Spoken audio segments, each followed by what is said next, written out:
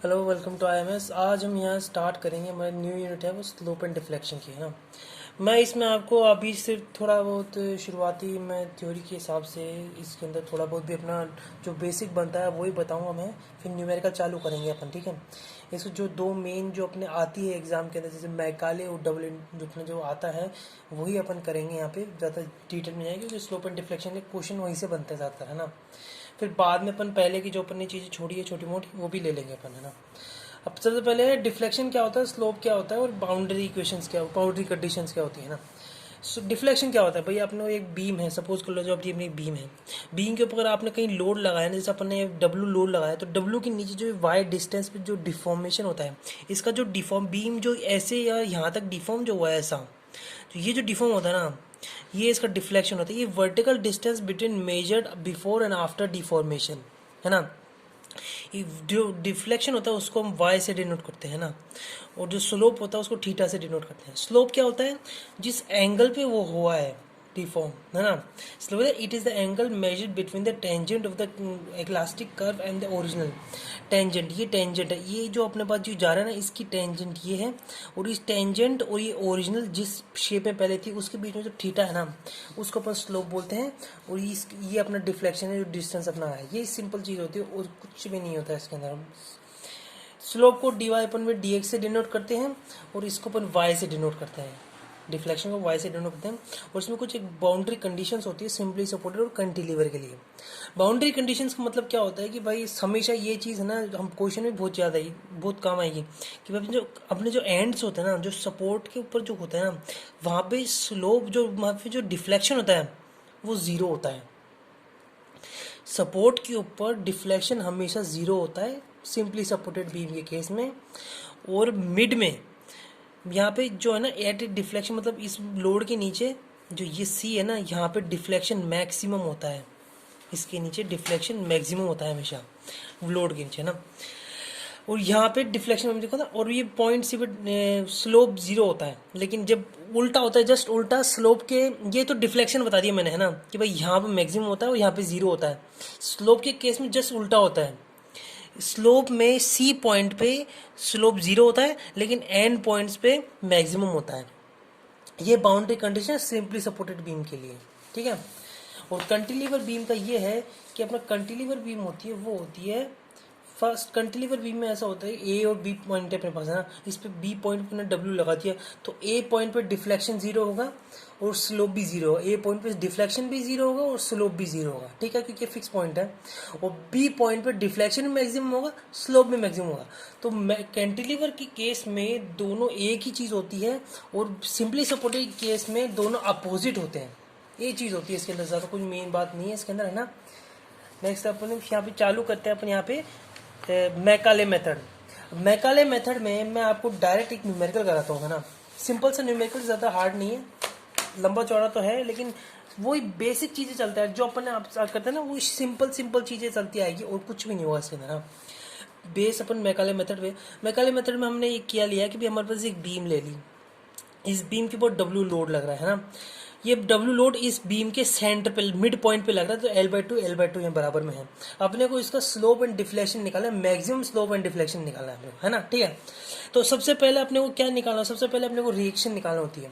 और अब यहाँ पे देखो, तो अगर यहाँ से मिड से देखे ना, तो ये दोनों एक तरह सिमेट्रिकल है ना। तो जो इसका लोड जो होगा ना, मतलब जो रिएक्शंस होंगे वो भी सिमेट्रिकल होंगे, मतलब वो भी वही सेम ही होंगे। तो RA is equal to R is equal to RB is equal to W/2 होगा, यही होगा, ठीक है।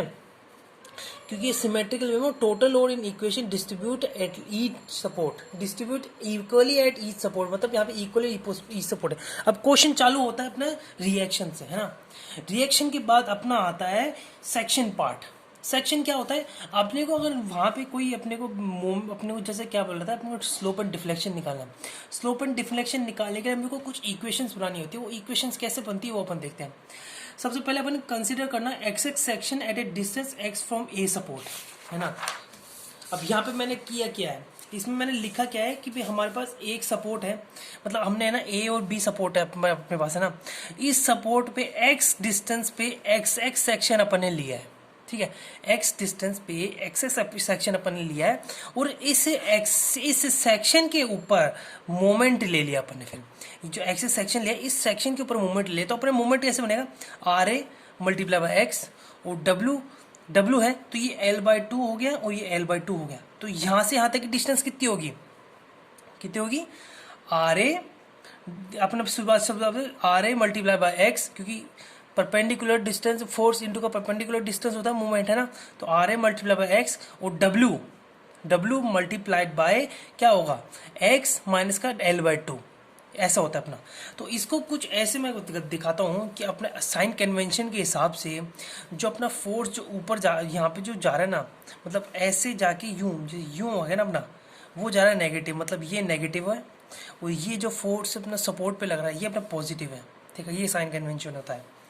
तो taking moment at section x x, इस एक्सेस सेक्शन पे हमने मोमेंट लिया, तो R A multiplied by x total है ना, R A multiplied by x minus का, अब यहाँ पे है ना जब भी मोमेंट लो ना उसके बाद एक यहाँ पे एक लाइन की तो कोई दिक्कत नहीं होती ना, तो R A multiply by x कर दिया हमने, यहाँ से यहाँ तक की एक मोमेंट ले लिया इस बेस पे, माइनस का किया क्योंकि ऊपर से नीचे आ रहा है, डब्ल्यू एक्स माइनस का L/2, W multiply by perpendicular distance, तो यहाँ से यहाँ तक की डिस्टेंस क्या है अपने पास, यहाँ से आती है L/2 एक्स माइनस का L/2, ठीक है। तो ये होती है अपने एक्स माइनस का, ये जो एक्स है एक्स माइनस का एक्स में से L/2 माइनस करेंगे तो अपनी जो बच्ची डिस्टेंस होगी ना वो अपनी इसकी डिस्टेंस आ जाएगी, और इसकी ये बराबर होगा EI/d²/x। अब ये क्यों होता है, इसमें ऐसा होता है कि अपना जो होता है ना EI/d²y अपॉन में dx² m होता है माइनस का, ये अपना होता है स्लोप एंड डिफ्लेक्शन के लिए, ठीक है। यहाँ पे ऐसी चीज़ अपनी, अब यहाँ पे अपन ने ये ले लिया, अब इसको फर्दर सॉल्व करेंगे। तो सबसे पहले इसमें दो इंटीग्रेशन होता था, तो पहला अपन इंटीग्रेशन करेंगे।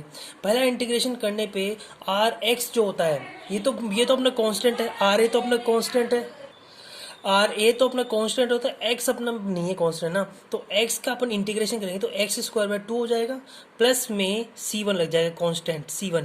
अब जो बताया C1 अपन जब इंटीग्रेशन करते हैं तो C1 C2 जितनी बार इंटीग्रेशन होता जाता है उतनी बार C1 C+ होता जाता है, ठीक है। तो पहली बार क्या हमारा C1 हो गया, फिर यहाँ पे आ गया माइनस का, अब इसका इंटीग्रेशन करेंगे तो इसका इंटीग्रेशन में इसको पूरे को x मान लिया अपन है ना, पूरे को x मान लिया, तो x²/2 हो गया वापस, ये माइनस का है, ये x²/2 अपने पास ही हो गया पूरा, ठीक है। ये अपना आ गया इंटीग्रेशन, ये फर्स्ट इंटीग्रेशन अपने पास आ गया, ठीक है। फर्स्ट इंटीग्रेशन आया, इसको फर्स्ट इक्वेशन बोल दिया हमने। अब इसका अपन दोबारा इंटीग्रेशन करेंगे, है ना, इसका अपन इंटीग्रेशन अपन ने दोबारा किया, तो इंटीग्रेशन यहाँ पे फर्स्ट इंटीग्रेशन में dy/dx हो गया, सेकंड इंटीग्रेशन में EI/y हो जाएगा, ठीक है।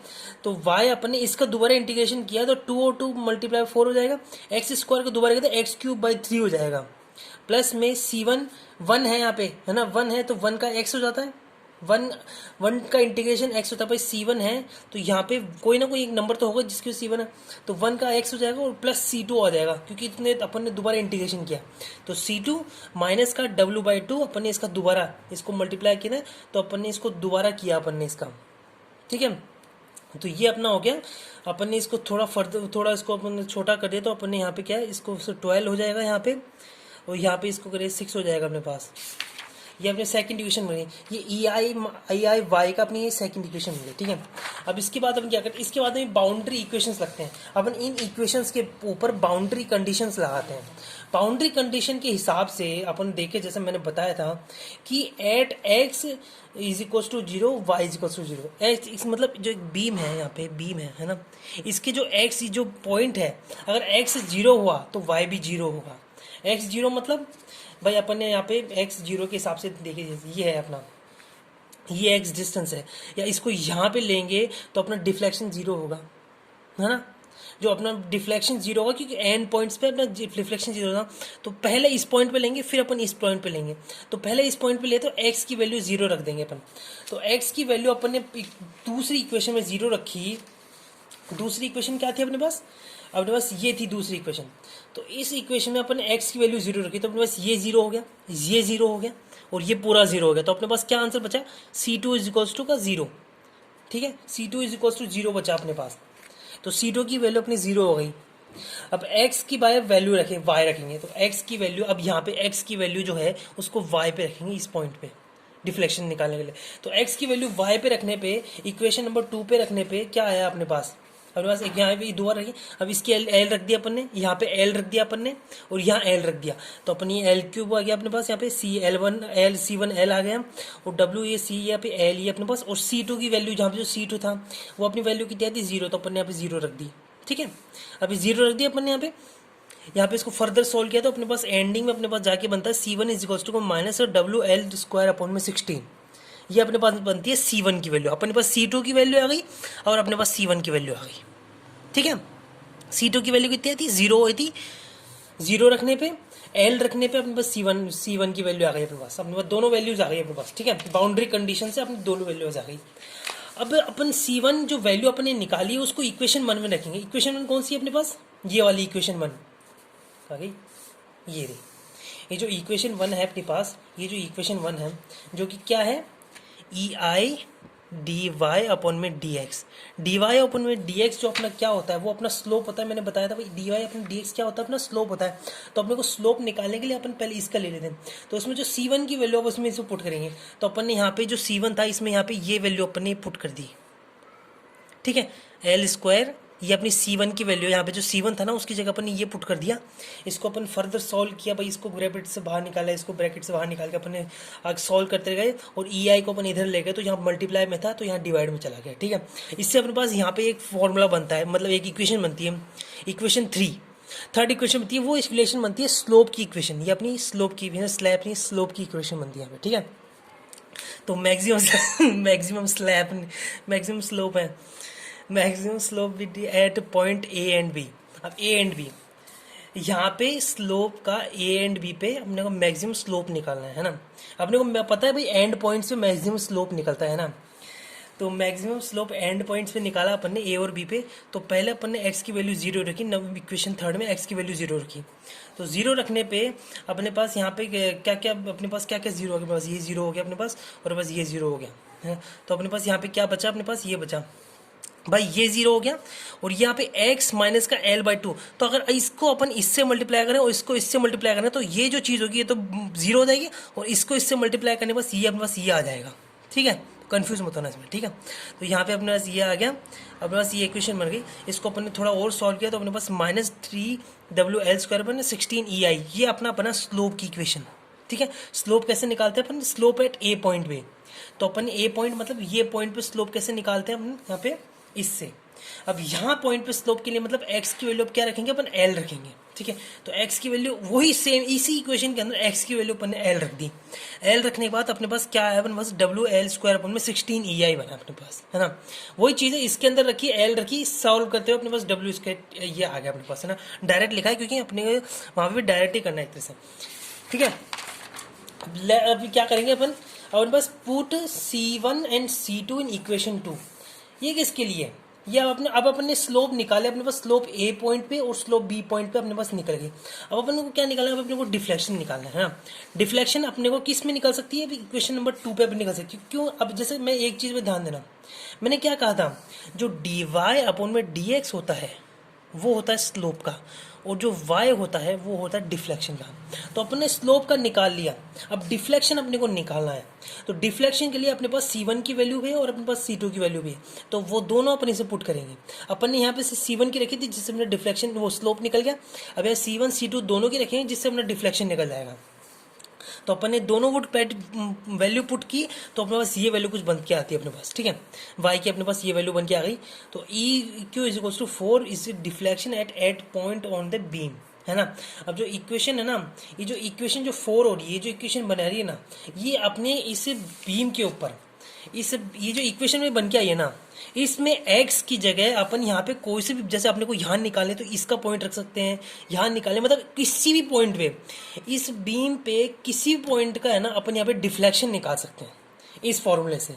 x की जगह बस अगर ये सपोज कर लो, अगर ये 2 होता है ना, और ये 2 होता और ये 4 होता, तो अपन 3 पे निकाल सकते हैं, अपन 2 पे निकाल सकते हैं, 1 निकाल सकते हैं। अपन x की जगह 1 रख देते, x की जगह 2 रख देते, x की जगह 3 रख जाते हैं, या x की जगह 4 रख देते हैं, है ना, 0 हो जाता। तो ये हो जाता है अपने पास, ऐसे हो जाता है ना। तो ये अपना इक्वेशन जो 4 है, ये अपना डिफ्लेक्शन निकालने की फॉर्म, ठीक है। Maximum will be at the centre of the beam. अब मेरे को पता है जो अपना जहाँ पे लोड के नीचे मैक्सिमम होता है, भाई लोड है यहाँ पे, लोड के नीचे अपना जो डिफ्लेक्शन होगा वो वाई मैक्स होगा। अपने पहले बाउंड्री कंडीशन में देखा था ये, ठीक है। तो पहले अपन x की वैल्यू, अपन को मैक्सिमम निकालना है ना, तो x की वैल्यू अपन ने क्या रखी, L/2 रख दी x की वैल्यू पीच के लिए। तो L/2 रखने के बाद अपने पास जो फॉर्मूला बनता है वो अपने पास ये बनता है, माइनस का इक्वेशन नंबर 4 में ये जो 4 है इसमें रखा, तो अपने पास माइनस का WL² अपन 48 अपने पास बन गया, ये है ना, ये अपने पास बन गया। और अपने पास ये फाइनल आता है, ये अपना डिफ्लेक्शन निकालने के लिए अपने स्लोप निकाल लिया, अपने डिफ्लेक्शन निकाल लिया। किसके लिए, जब एक बीम के ऊपर लोड मिड पॉइंट पे हो।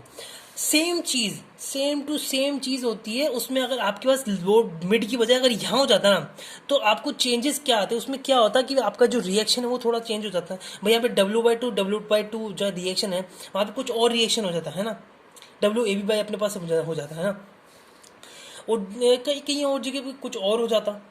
अपने क्या, जैसे अपने यहाँ पे ये चेंज हो जाता, फिर अपन डिफ्लेक्शन एक्स की जगह एल का अपना अलग है ना, भाई मैक्सिमम डिफ्लेक्शन उसके नीचे अलग हो जाएगा।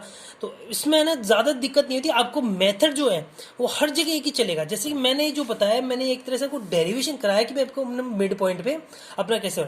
नेक्स्ट वीडियो में कराऊंगा, मैं आपको न्यूमेरिकल कराऊंगा, भाई अपने पास न्यूमेरिकल जो मैकाले मेथड से जो न्यूमेरिकल है वो कैसे हो रहा है, ठीक है। तो यहाँ पे आज अपना जो वीडियो है इसके लिए स्लोप एंड डिफ्लेक्शन वाला वो अपना एंड हो गया है। नेक्स्ट वीडियो अपन नेक्स्ट टॉपिक लेके आएंगे। थैंक यू वेरी मच, जो न्यूमेरिकल लेके आएंगे, ठीक है। Thank you very much.